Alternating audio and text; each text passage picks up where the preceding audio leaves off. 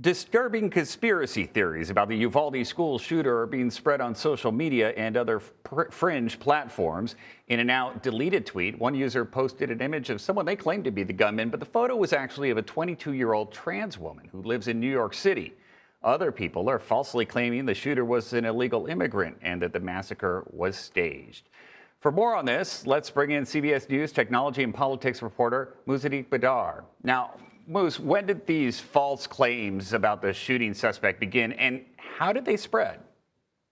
Yeah, hi, Carter. These false claims and this disinformation campaign began almost immediately after Tuesday's shooting. It started on 4chan, which is a popular platform for far-right conspiracy theorists, and it quickly took off from there. As you mentioned, users were taking photos of 3 different transgender individuals and portraying them falsely as the shooting suspect in this case. All 3 of those individuals have confirmed that they're alive and they weren't involved in this.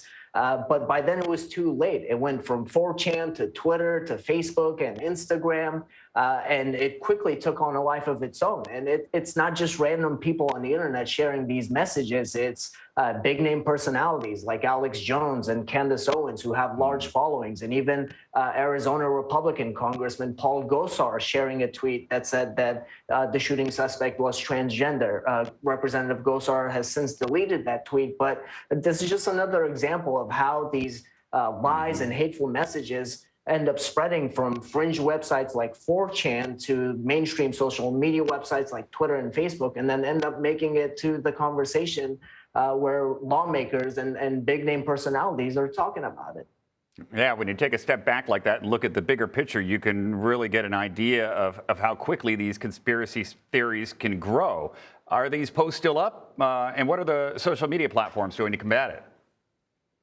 Yes, some of the posts are still up, Carter. Actually, I was just looking at a few of them before our segment started. We reached out to Twitter. They told us that they're going to require the deletion of any tweet that spreads misinformation and disinformation about the shooting suspect's identity, that they're going to especially keep an eye out for messages that look to unfairly tie the transgender community to this incident.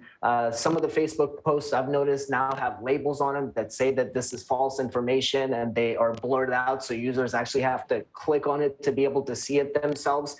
But what's key here is it's the same groups that we have tracked before who have spread misinformation and lies about countless topics like the COVID-19 pandemic and the 2020 election and climate change and so on and so forth.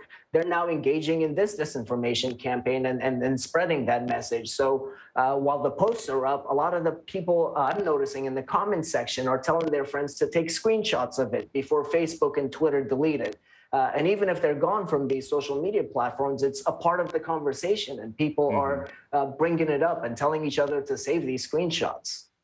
And here we are talking about it online right now, bringing more attention to it, but I think important attention so that people know these conspiracy theories are out there. And we've seen similar theories emerge on social media following the school shootings in Sandy Hook and in Parkland. Why is this type of disinformation so dangerous?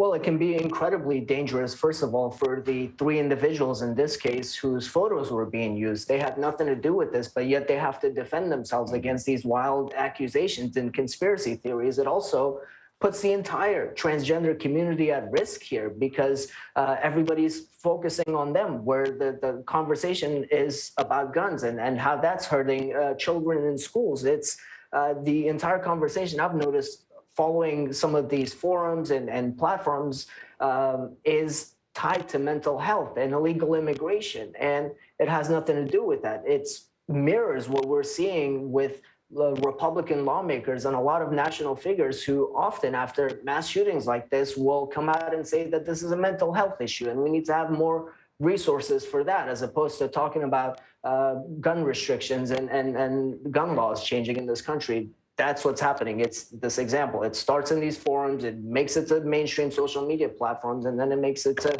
the national conversation. Well, hopefully people are beginning to think twice and consider the source when it comes to this salacious information that comes out online. Muzadik Badar, thank you so much for joining us. Thank you, Carter.